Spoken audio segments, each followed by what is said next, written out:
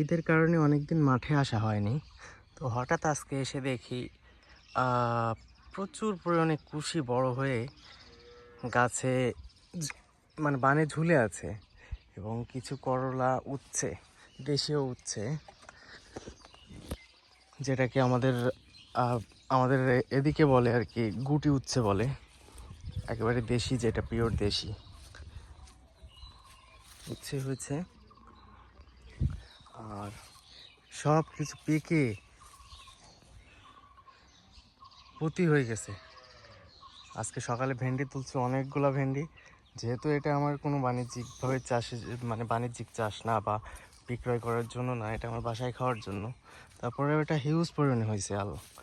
মাশাআল্লাহ, খুবই ভালো ফলন, আলহামদুলিল্লাহ, আমি খুশি। দেখুন কি পরিমাণে হয়েছে।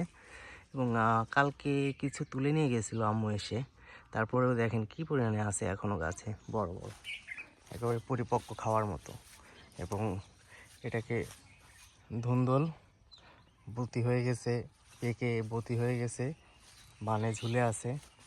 আসলে ঈদের কারণে এদিকে আসা হয়নি, মাঠে তেমন সময় দিতে পারিনি।